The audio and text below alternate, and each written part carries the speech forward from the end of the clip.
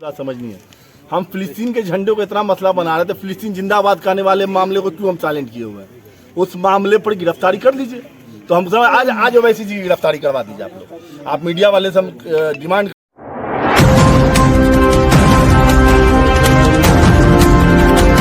नमस्कार, दैनिक भारत में आपका स्वागत है। 13 जुलाई को पहली मिट्टी लाने के लिए निकाले गए जुलूस में फिलिस्तीनी झंडा लहराने का वीडियो वायरल हुआ था, जिसमें नगर थाना में 2 लोगों के विरुद्ध एफआईआर दर्ज की गई थी।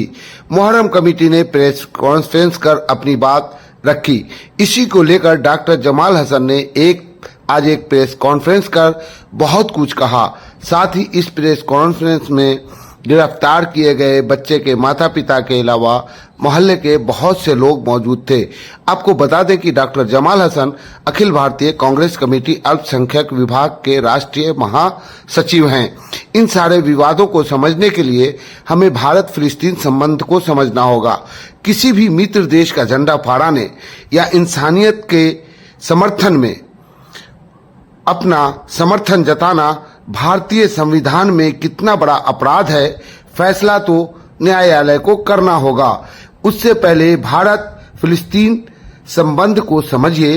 वीडियो थोड़ा लंबा होने जा रहा है, अंत तक सुनिएगा और अपनी राय कमेंट बॉक्स में जरूर दीजिएगा। अंग्रेजों से आजादी के लिए भारत की अपनी लड़ाई ने उसकी विदेश नीति पर एक गहरी छाप छोड़ी है। 1947 में साम्राज्य की राख से इमर्जिंग रते हुए भारत ने आत्मनिर्णय के लिए संघर्ष कर रहे अन्य राष्ट्रों के साथ एक गहरी रिश्तेदारी महसूस की। फिलिस्तीनी लोगों की अपनी मातृभूमि के लिए तड़प भारत के अपने अनुभव के साथ गहराई से गूंजती थी। उपनिवेशवाद विरोधी संघर्ष के इस साझा इतिहास ने फिलिस्तीन के लिए भारत के शुरुआती और अटूट समर्थन की आधारशिला रखी। प्रधानमंत्री जवाहरलाल नेहरू के नेतृत्व में भारत वैश्विक मंच पर फिलिस्तीनी आत्मनिर्णय के लिए एक मुखर पैरोकार के रूप में उभरा।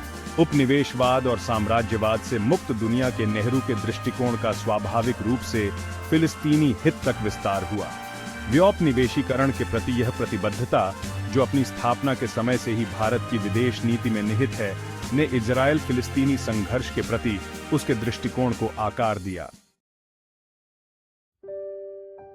फिलिस्तीन के लिए भारत का समर्थन केवल सिद्धांत की बात नहीं था, यह व्यावहारिक विचारों में भी निहित था। एक नए स्वतंत्र राष्ट्र के रूप में भारत अरब जगत के साथ मजबूत संबंध स्थापित करने का इच्छुक था। अरब लीग अपनी महत्वपूर्ण राजनीतिक और आर्थिक ताकत के साथ उभरते अंतरराष्ट्रीय क्रम में एक महत्वपूर्ण समूह का प्रतिनिधित्व करता था। फिलिस्तीन पर भारत का अडिग रुख इन प्रमुख क्षेत्रीय खिलाड़ियों के साथ घनिष्ठ राजनयिक और आर्थिक संबंधों को बढ़ावा देने के लिए एक सेतु का काम करता था। वास्तविक राजनीति से परे भारत की पर्याप्त मुस्लिम आबादी ने फिलिस्तीनी संघर्ष के साथ एक गहरी प्रतिध्वनि पाई। भारत और अरब जगत के बीच ऐतिहासिक और सांस्कृतिक संबंध, विशेष रूप से साझा धार्मिक विरासत के क्षेत्र में, इस रिश्ते में एक शक्तिशाली भावनात्मक आयाम जोड़ा गया।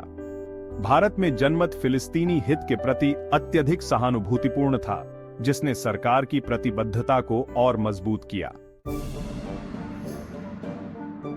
20वीं सदी के उत्तरार्ध में भू राजनीतिक परिदृश्य में नाटकीय परिवर्तन आया। शीत युद्ध की समाप्ति वैश्विक शक्ति गतिकी के एक नए सिरे से जमावड़ा लेकर आई। अपनी आर्थिक और रणनीतिक चुनौतियों का सामना कर रहे भारत ने अपनी विदेश नीति को फिर से जांचना शुरू कर दिया। इस अवधि में इजराइल फिलिस्तीनी संघर्ष के प्रति भारत के दृष्टिकोण में धीरे धीरे बदलाव आया। 1992 में भारत ने औपचारिक रूप से इजराइल राज्य को मान्यता दी, जो उसके राजनयिक संबंधों में एक महत्वपूर्ण मोड़ था। यह निर्णय कई कारकों के संगम से प्रेरित था, जिसमें बदलती वैश्विक व्यवस्था, इजराइल के साथ भारत के बढ़ते आर्थिक संबंध और घनिष्ठ रणनीतिक सहयोग की इच्छा, विशेष रूप से रक्षा प्रौद्योगिकी जैसे क्षेत्रों में शामिल थे। भाग 4, संस्कृति और करुणा के बंधन। विकसित हो रही भू राजनीतिक वास्तविकताओं के बावजूद फिलिस्तीनी लोगों के प्रति भारत की प्रतिबद्धता अटूट रही।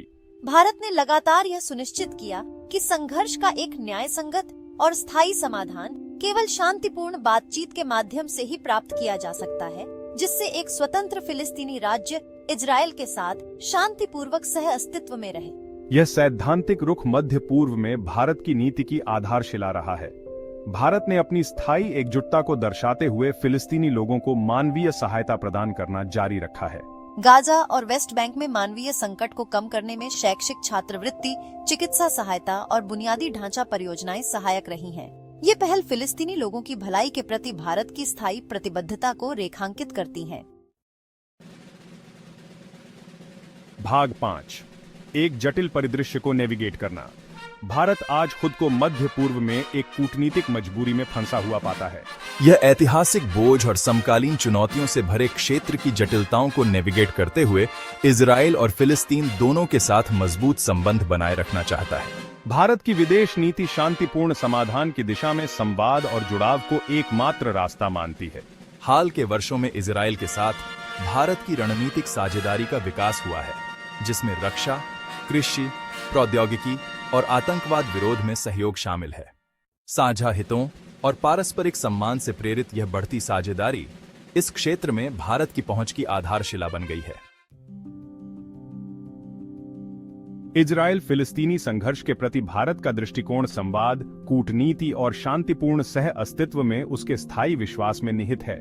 भाग 6, एक साझा भविष्य की ओर। इजराइल के सुरक्षित सीमाओं के भीतर अस्तित्व के अधिकार को स्वीकार करते हुए भारत एक संप्रभु और स्वतंत्र मातृभूमि के लिए फिलिस्तीनी लोगों की वैध आकांक्षाओं के लिए अपने समर्थन में दृढ़ है। एक महत्वपूर्ण मुस्लिम आबादी वाले एक जीवंत लोकतंत्र के रूप में भारत का अपना अनुभव उसे इस क्षेत्र में शांतिपूर्ण समाधान में योगदान करने के लिए विशिष्ट रूप से स्थान देता है। अपने ऐतिहासिक संबंधों, सांस्कृतिक समानताओं और संवाद के प्रति अटूट प्रतिबद्धता का लाभ उठाकर भारत एक ऐसे भविष्य को बढ़ावा देने में रचनात्मक भूमिका निभा सकता है जहां इजरायली और फिलिस्तीनी दोनों शांति और सुरक्षा में फल फूल सकें। बताइए, हम रोड पर जो है ना टोटो रिक्शा चलाते हैं। हमको 2 बजे खबर मेरे घर से आया कि अब्बू आप कहाँ हैं। तो हम सोबरा स्कूल 2 पैसेंजर को लेके जा रहे थे। उतनी में हमको खबर आया। हम सोबरा स्कूल नहीं छोड़ के नीमे चौक पर पैसेंजर को छोड़ दिए। हम सीधे घर आए तो मामला पता चला कि क्या बात है। तो कैसे हमारी बचिया कि पापा ऐसे ऐसे जो ना प्रशासक आए हुए थे 2 दफे, तो आपको थाने पर बड़ा बाबू बुलाएंगे।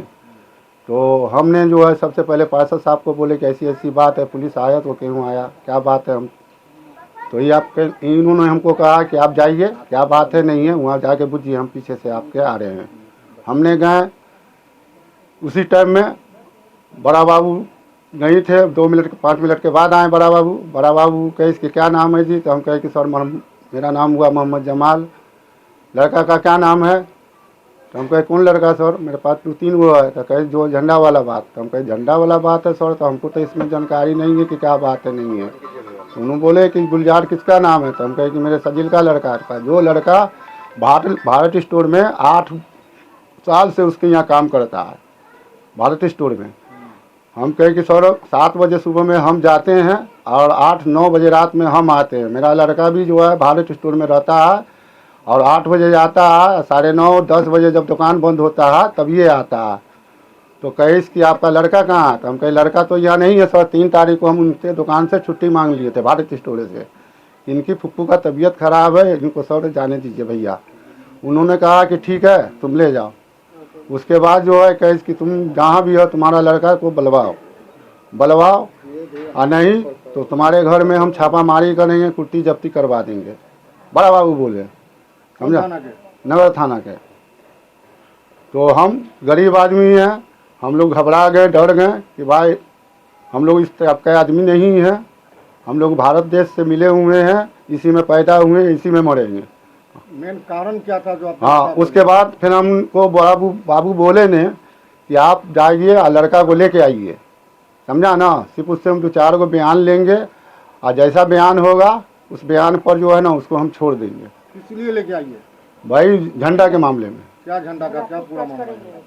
झंडा के मामले में कि झंडा जो है तुम्हारा लड़का कहाँ से लाया, फिलिस्तीन वाला झंडा लाया कहाँ से। तो कहें कि सर हमको तो नहीं मालूम है कि कहाँ से लाया, ना हमको जानकारी है इस चीज़ का, याद हमको जानकारी हुआ। समझा। तो उसके बाद फिर हम लड़का को बुलवाएं। लड़का को फिर वो जहाँ फुप्पू का रहती थी वहाँ का बड़ा बाबू पता ली। फिर वो हमको कहें कि तुमको विश्वास है। हम कहें सर 1 घंटा में आ जाएगा। तो मेरा भतीजा है ये लड़का, इधर आओ। मेरा ये भतीजा साथे साथे थाने गया था। क्या आपका लड़का वहाँ झंडा फहरा रहा था? हाँ, झंडा जुलूस में घुमा रहा था? हम तो नहीं देखे, हम नहीं देखे। ठीक है, अब जो टीवी पर आया, इस पर आया तो उस पर हम देख रहे हैं। हम तो जो है दिन में भी जो है हम सब दिन काम करेला जाते थे, तो हमको तो नहीं देखे। क्या उसने आपका लड़का था? लड़का है, लेकिन उसके नीचे देखिए कि उसको हाथ में दे रहा है कौन, उसको नीचे भी तो आप आइए। दे रहा है उसके हाथ में? वही हम नहीं चिनते हैं उसको। नहीं, लड़का से बातचीत हुई, लड़का ने सच्चाई बात बोला। उसके बाद डीएसपी साहब भी आए, डीएसपी साहब भी जो है लड़का से बयान लिए, हमको साइड में बैठा दिए, बयान लिए। उसके बाद क्या बयान दिया लड़का नहीं दिया, हम कहे जो बेटा सच बात है वही बात बोलना, समझा ना। क्या लड़का जानकारी? हमारा लड़का जो है बेकसूर है, उसको फंसाया गया है, समझा ना, किसी ने उनको हाथ में दिया है। और मेरा बच्चा जो है एकदम बिल्कुल ही जाहिल है, वो झंडा का कोई कदर जानता नहीं है, समझा ना। वो अपना जो है मुहर्रम का जो निशान था वो अपना भांज रहा था, वो भांज रहा था। उसके बाद में किसी ने उसको हाथ बढ़ा के उसको दे रहा, फिर वो पीछे बैक हो रहा है पीछे। उसको आपका लड़का चिंता है? हाँ, उसको लड़का मेरा चिंता है। कौन था वो? वो लड़का का नाम बता रहा है अब्दुल्ला नाम है, लेकिन उसका कहाँ का है हमको नहीं मालूम, क्या करता है अब्दुल्ला? हमको नहीं मालूम। कब की घटना है, कब प्रशासन आपको बुलाया? आप अपने बच्चे को जो हाजिर कराए थाना में, उसके बाद क्या कुछ हुआ? उसके बाद जो है बोले हमको कि तुम जाओ, हमको भी कस्टडी कर रहे थे बड़ा बाबू कि जो है तुम रात भर रह जाओ, तुम्हारा बच्चा काफ़ी घबराना हुआ है। फिर मेरा लड़का कहे कि अब्बू को जाने दीजिए सर, सो मेरी अम्मी का बहुत दिल की कमज़ोर है, सेहत उसका सही नहीं रहता है। तो फिर बड़ा बाबू कहे कि ठीक है तो तुम जाओ। फिर हम सुबह में 10 बजे करीब नाश्ता उसका लेके हम गए, नाश्ता लेके गए, बच्चा को नाश्ता वास्ता कराए, उसको 2 बिस्कुट भी हम दिए, चाय ला के दिए। उसके बाद फिर बड़ा बाबू कहे कि जो है तो आपको अब जाइए, डीएसपी साहब का कैसे भी खबर आवे, अभी डीएसपी साहब नहीं आए हैं। और डीएसपी साहब से भी बातचीत हुई थी महोदय से कि जो है लड़का अगर बेकसूर है तो उसको हम शाम तक में रिहा कर देंगे। आगे आप क्या चाहते हैं? आगे क्या कर चाहते हैं कि बच्चा का जो है हमारे जो है सब आदमी है यहाँ पर, बच्चा मेरा बेकसूर है, उसको रिहाई चाहिए। बच्चा आपका भी है कहाँ? बच्चा भी जो है जेल में, लहरियासराय जेल में। कितने तारीख को जेल भेजा है? आप यहाँ से गया है 13 तारीख, 15 तारीख को जेल में गया, थाने में दर्ज हुआ है वो 13 तारीख को। कितना उम्र है आपके बच्चे का? हमारे उम्र से वैसे तो समझिए कि 22 है आधार कार्ड के हिसाब से, लेकिन अभी 19.5 चल रहा है उसका। उसका पूरा नाम क्या है? मोहम्मद गुलजारे नाम है उसका। झंडा फहराने वाला किस तारीख का मामला है? ये मामला 1 तारीख का, पहली मिट्टी के दिन।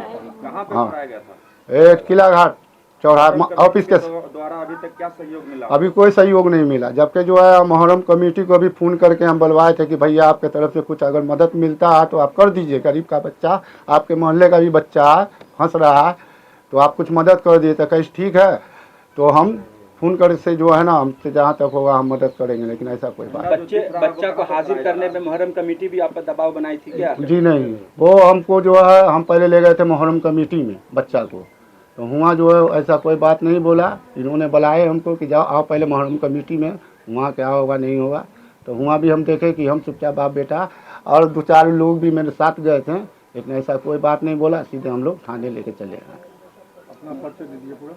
हम अपना, मेरा नाम हुआ मोहम्मद जमाल, घर लालबाग जिटियाई। दरअसल मुहर्रम की पहली तारीख को किला घाट में मुहर्रम कमेटी के सामने फिलिस्तीन का झंडा लहराने का मामला सामने आया और उसको लेकर यहाँ के जो सांसद है गोपाल जी ठाकुर, माननीय गोपाल जी ठाकुर ने भी जो है पोस्ट उस्ट किया था। तो उस मामले को लेकर जो है गिरफ्तारी हुई, हमारे मोहल्ले के हैं ये जमाल साहब, उन्हीं के बच्चे की गिरफ्तारी की गई।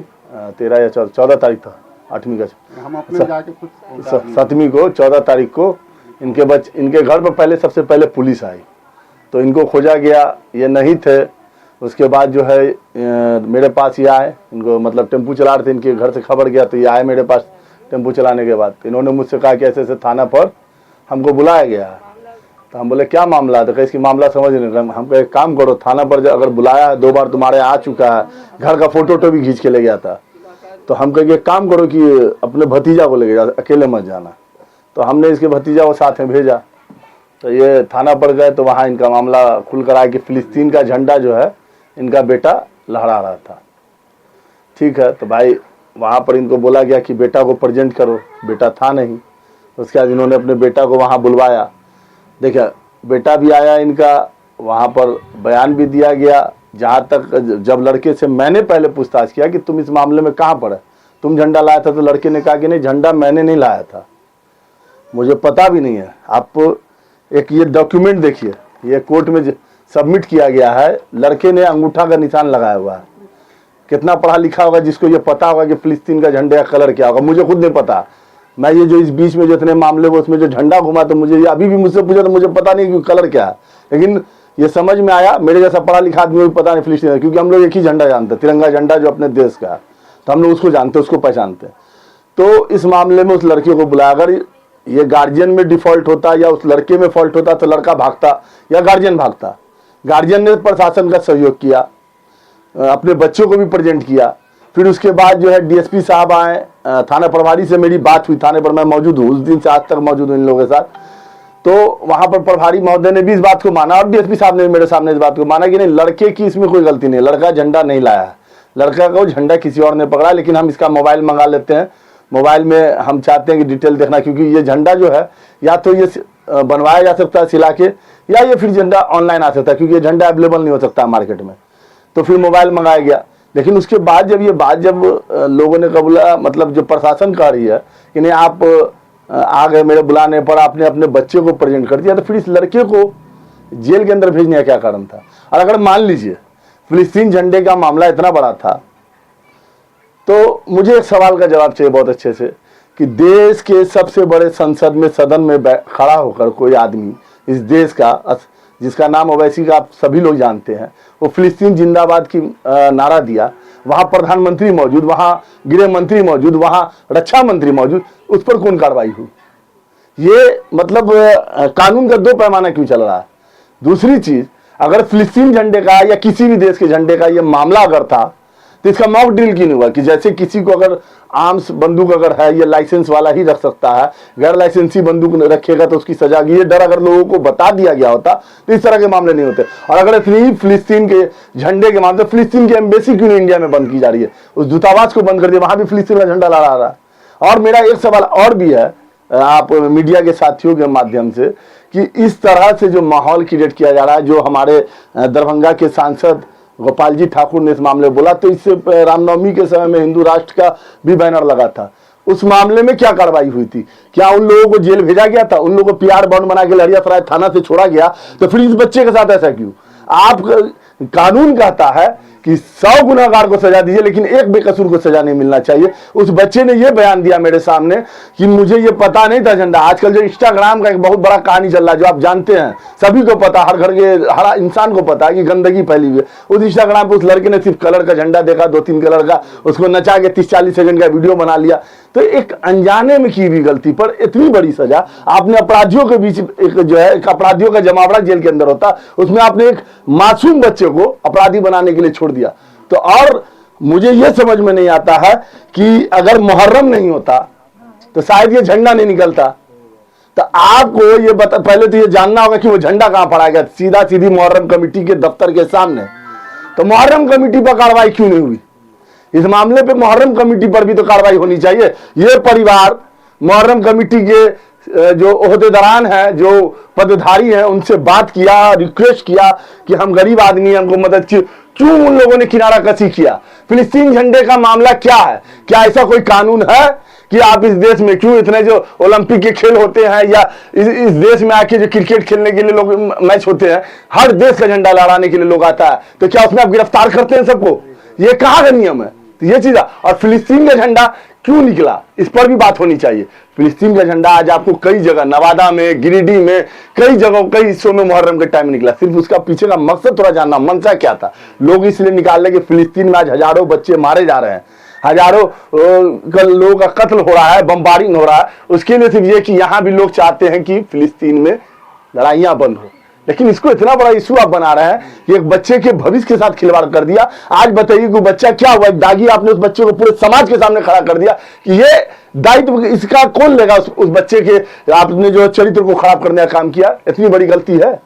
आप मीडिया वाले सभी साथी यहाँ मौजूद है, मुझे बताएं क्या ये इतनी बड़ी गलती थी जिसकी सजा, क्या उसको आप डांट के या उससे पीआर बॉन्ड भरवा के नहीं छोड़ सकते थे? बच्चे को आपने जेल भेज दिया, आज उसकी मां का रोते रोते हालत खराब है, उसका फादर, आज जो है समाज में लोग उसके साथ इतने लोग क्यों खड़े हैं? क्योंकि सबों को पता कि ये गलत हुआ है।